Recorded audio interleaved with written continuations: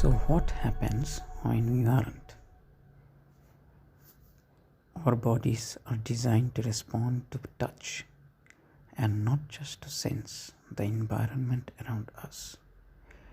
We actually have a network of dedicated nerve fibers in our skin that detect and emotionally respond to the touch of another person, affirming our relationships, our social connections, and even our sense of self.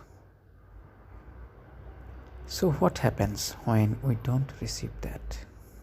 This was one of the first questions.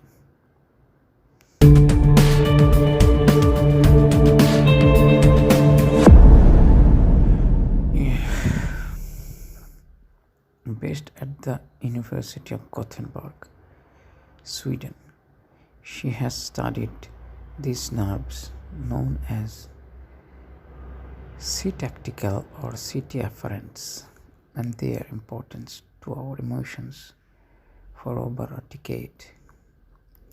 What struck me very early on in the first week of being told that we are restricted from touch was that people no longer know how to behave, she says.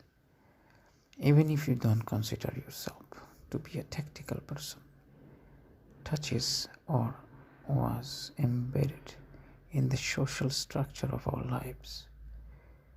From meeting a new colleague and evaluating their handshakes to giving a friend a long hug when we haven't seen them in a while.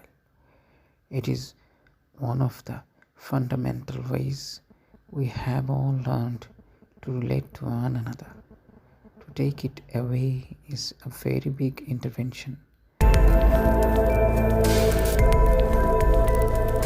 Touch is something we associate with emotional closeness, and we associate the absence of it with emotional distance. We may not fully appreciate it, but in pre-pandemic life, there were literally dozens of small moments of touch throughout the day. This is significant not just in the landscape of our minds, but that of our bodies. Being emotionally and socially responsive to touch is so biologically fundamental to us that CT afferents are present over almost every inch of our skin, absent only from the palms of our hands and the sole of our feet. These nerves are particularly attuned to three things: a light touch, gently moving, and around 32 degrees Celsius, which just happens to be human skin temperature. So they are programmed to be most responsive to our gentle cares from another person. Rather than simply telling your brains that this touch has happened, this is the role of other receptors in the skin that help the primary somatosensory cortex to process physical sensations.